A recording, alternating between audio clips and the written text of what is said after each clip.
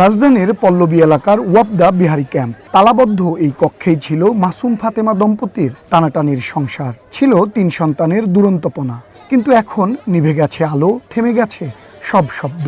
নিবিড় ঘুমে আচ্ছন্ন মা বাবা সহ 2 শিশু সন্তান। স্থানীয়রা বলছেন, বৃহস্পতিবার দুপুরে পল্লবীর এই বাসায় কিস্তির টাকা নিতে আসেন এক ঋণদাতা সংস্থার এক কর্মী। বারবার ডাকাডাকির এক পর্যায়ে দরজার ফাঁক দিয়ে দেখতে পান মোহাম্মদ মাসুমের ঝুলন্ত মরদেহ।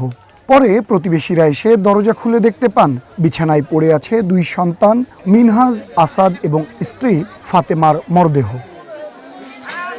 এ ঘটনায় এলাকায় চাঞ্চল্যের সৃষ্টি হয়েছে। স্থানীয় বাসিন্দারা বলছেন, অভাব অনটনের সংসারে ঋণগ্রস্ত হয়ে পড়েছিলেন মাসুম। হঠাৎ একজন কিস্তি আলী আসলো, যে কিস্তি নিতে, সেই দেখলো যে একজন তারা আছে।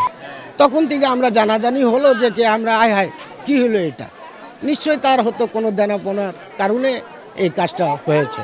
12টার দিকে আমরা শুনছি যখন ওই যে কিস্তিয়ালি মহিলা এসে গেট করছে, তখন কিস্তিয়ালি যে ডাক দিছে আমাদের এলাকাবাসী, আমরা ক্যাম্পের সব নামছি, নাইমায় আমার বোন বাদ নিয়ে ওইটাই ঘরে যে কাণ্ডটা ঘুষে, এই কাণ্ড হওয়ার কারণে এখন ঘর মানুষই বলতে পারবে কি ভালো কি মন্দ।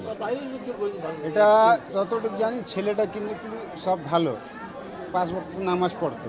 প্রতিবেশীদের কারো কারো অভিযোগের তীর মাসুমের ভাই সহ পরিবারের বাকি সদস্যদের দিকে। তাদের দাবি, 2 পরিবারের মধ্যে কলহের কারণেই হয়তো সপরিবারে আছেন মাসুম। কোনো লন টন কিছু না, ওই ছেলে ওরকম নাই। এটা মিথ্যা কথা, লনের কথা মিথ্যা কথা, এটা বানাওয়ার কথা। হ্যাঁ, অন্য কোনো ঘটনা আছে। দরজা খোলা ছিল, কিন্তু যদি কেউ মরে কি দরজা লাগা না মরবো না খুললা মরবো। এরা আগে তো সব জানে, এরা সব দরজা খুলে দেখা চুপ করে বয়া ছিল। মাসুম যে ঋণের জালে জড়িয়ে পড়েছিলেন সে কথা জানাচ্ছেন তার স্বজনরাও। বড় ভাই বলছেন, প্রতিবেশীদের সব ধারণা সঠিক নয়। অভাব অনটনের কারণে নিয়েছে যতটুকু আমরা ধারণা করেছি। অভিযোগ যারা দেয় যত মুখ তত কথা, মানুষের কথা নিয়ে শুনলে তো আমাদের চলবে না। মানুষ শত্রু আছে, বন্ধু আছে, মানুষ কারো খারাপ চায়, কেউ কেউ ভালো চায়, অনেক রকম আছে। মানুষের কথা শুনে আমাদের কোনো লাভ নাই। এটা মিথ্যা কথা বলছে যে আমাদের সাথে ঝগড়া হয়েছে বা অন্য কিছু, এরকম কিছু না। আমাদের সাথে কোনো ঝগড়া ঝাঁটি কিচ্ছু হয়নি, এটা মিথ্যা কথা বলেছে। যে প্রতিষ্ঠান থেকে মাসুম ঋণ নিয়েছিলেন তার একজন কর্মকর্তা বলছেন, ঋণ পরিশোধ করে নিয়মিত সঞ্চয় করতেন মাসুম। সেই সঞ্চয়ের টাকা সংগ্রহ করতেই গিয়েছিলেন একজন কর্মী। উনি অন্য কোথাও লোন নিছে কিনা সেটা তো আমরা জানি না, কিন্তু আমাদের এখানে 40,000 টাকা লোন নিয়েছে উনি 25 সালের অক্টোবর 25 সালে, কিন্তু ওই লোনটা শেষ হয়ে গেছে ওনার। এখন উনি আমাদের কাছ থেকে উল্টা পাবে, কারণ ওনারা প্রতিদিন সঞ্চয় জমা করে, ওই টাকাটা নিতে আমাদের কর্মী আপা যায় আর কি ওই বাসায়। পুলিশের ধারণা, সন্তানদের খাবারে বিষ মিশিয়ে দেওয়া হয়েছিল। তবে মৃত্যুর প্রকৃত কারণ জানতে ময়নাতদন্তের রিপোর্ট পাওয়া পর্যন্ত অপেক্ষা করতে হবে। প্রাথমিক অনুসন্ধানে আমাদের কাছে প্রতিমান হয়েছে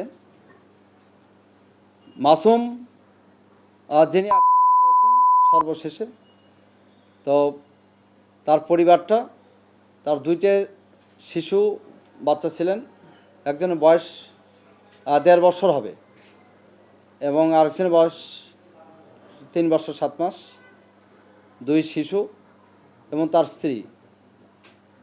তারা সম্ভবত আগেই মারা গিয়েছিলেন এবং পরবর্তীতে মাসুম, আমরা এটা একটি ঘটনার সত্যতা প্রাথমিকভাবে পেয়েছি। এতে আরও অনুসন্ধান চলছে এবং জব্দকৃত আলামতগুলো আমরা ফরেনসিক রিপোর্ট কালেকশনের প্রক্রিয়া চালাবো। মরদেহ উদ্ধারের পর ময়নাতদন্তের জন্য সোহরাওয়ার্দী মেডিকেলে পাঠিয়েছে পুলিশ।